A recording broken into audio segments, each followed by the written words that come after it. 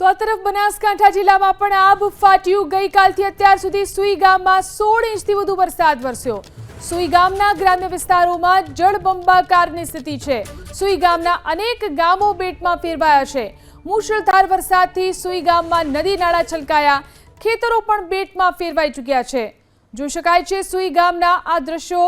સુઈ ગામ અને તેની આસપાસનો જે વિસ્તાર છે, અહીં ગઈકાલે 16 ઇંચથી વધુ વરસાદ ખાબકી ચૂક્યો છે, જેના કારણે આ વિસ્તાર જાણે કે બેટમાં ફેરવાઈ ચૂક્યો છે। સુઈ ગામના ગ્રામ્ય વિસ્તારોમાં આવી જ રીતે જળબંબાકારની સ્થિતિ જોવા મળી રહી છે। અનેક ગામો આ રીતે બેટમાં ફેરવાયા છે। મુશળધાર વરસાદથી સુઈ ગામમાં નદી નાળા પણ છલકાઈ રહ્યા છે, ખેતરો પણ બેટમાં ફેરવાઈ ચૂક્યા છે।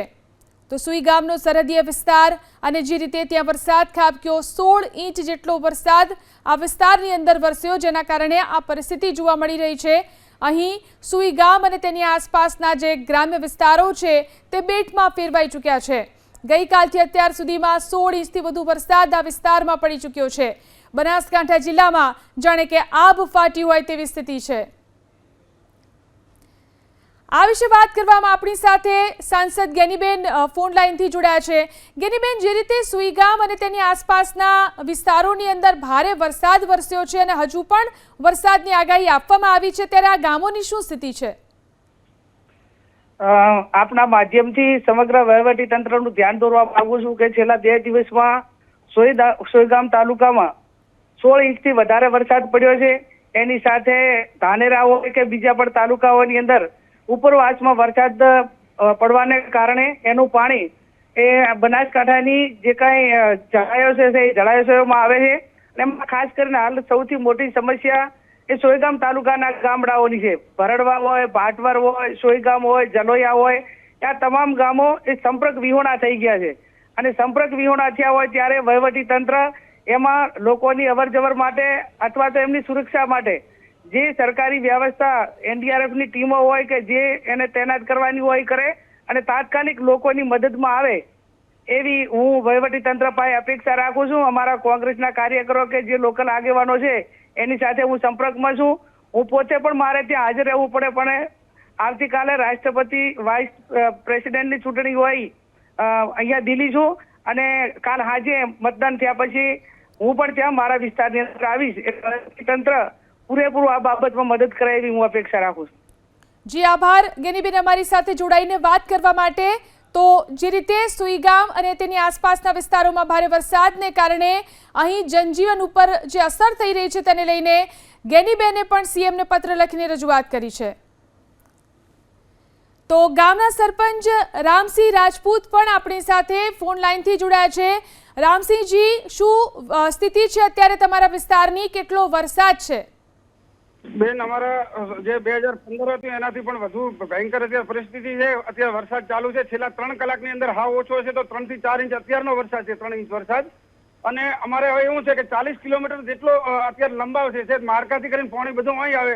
હવે માર્કામાં 1 ઇંચ વરસાદ પડે તો અમારે પાણી આવવાનો સોઈગામમાં, એટલે અમારે તો બધેથી અત્યારે 3 ઇંચ વરસાદ પડ્યો એટલે અમારે 15 ઇંચનું જ પાણી સોઈગામ આવે, કારણ કે છેલ્લું રણનું છેવાડાનું ગામ છે। અત્યારે 5-6 ફૂટ પાણી ઘરોમાં છે, અત્યારે 5-5 ફૂટ। જી, કેટલા ગામોને અસર થઈ છે આ પાણીને કારણે અને પ્રશાસનની શું કામગીરી છે? સોઈગામ તાલુકાના 25 થી 30 ગામોને અત્યારે આવી પરિસ્થિતિ છે કે એક ઘરોની અંદર 4 થી 5 ફૂટ પાણી છે। અને પશુધન પણ અત્યારે બહુ ગંભીરતામાં છે। અત્યારે બધે માલ જે છે, ભેંસો છે, એનું કોઈ ઠકાણું નથી, બધું છોડી મૂકે, ક્યાં છે કોઈ ખબર નથી। અધિકારીઓ કોઈ આવે છે જોવા માટે ગામમાં? ના, કોઈ હજી સુધી અમારી કોઈ ખબર અંતર પૂછી નથી, કારણ કે અત્યારે વરસાદ જ એટલો છે કે અમે નથી નીકળી શકીએ અને એ પણ અમારી સાથે નથી આવી। વરસાદ જ એટલો ચાલે ખરો।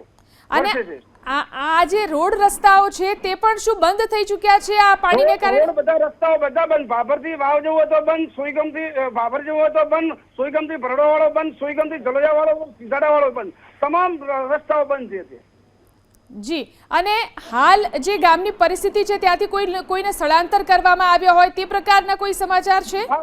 સરકારી હોસ્પિટલમાં કર્યા છે અને બીજા ગામની અંદર જે જૈન દેરાસરનો જે મેઇન જગ્યા છે એની અંદર પણ શિફ્ટ કર્યા છે। લગભગ 200 થી 250 ઘર શિફ્ટ થઈ ગયા છે। અરસપરસ કોઈ સંબંધી નહીં, ત્યાં ઊંચાણવાળા વિસ્તારમાં સંબંધી રહેતો એને અહીંયા કર્યા છે અને હજી પણ નથી છે। અમુક 25% તો છે જ હજી બેઠા છે, જે ઘર ઉપર કોઈ ધાબા વાળું ઘર હોય તો ત્યાંના અંદર છે ખરી હજી। જી આભાર અમારી સાથે જોડાઈને વાત કરવા માટે। તો સુઈ ગામની જે પરિસ્થિતિ છે, આખા ગામો બેટમાં ફેરવાઈ ચૂક્યા છે અને કેટલાક લોકોનું સ્થળાંતર કરી દેવામાં આવ્યું છે, જેમને અત્યારે ગામની શાળામાં કે પછી હોસ્પિટલની અંદર અત્યારે રાખવામાં આવ્યા છે। પરંતુ જે પશુ અને ઢોર ઢાંખરને પણ જે રીતે તકલીફ પડી રહી છે, આ વિસ્તારની અંદર લોકોને પણ તકલીફ પડી રહી છે, લોકોના ઘરની અંદર પાણી ઘૂસી ગયા છે, આ સાથે જ રોડ રસ્તા બંધ થઈ ચૂક્યા છે, સુઈ ગામનો સંપર્ક તૂટી ગયો છે, આસપાસના જે સેન્ટર છે તેની સાથેનો સુઈ ગામનો સંપર્ક તૂટી ગયો છે। થરાદ કે ભાભર તરફ જવું હોય તો આ તમામ માર્ગો અત્યારે બંધ થઈ ચૂક્યા છે। સુઈ ગામ તરફના રસ્તાઓ પાણીમાં ગરકાવ થઈ ગયા છે। વાવથી સુઈ ગામ જવાનો રસ્તો પણ બંધ થઈ ચૂક્યો છે। આસપાસના ગામોની પણ આ જ પરિસ્થિતિ છે। ગ્રામ્ય વિસ્તારની અંદર જળબંબાકારની સ્થિતિ આપણને જોવા મળી રહી છે। સુઈ ગામ અને તેની આસપાસના જે ગામો છે તે બેટમાં ફેરવાઈ ચૂક્યા છે।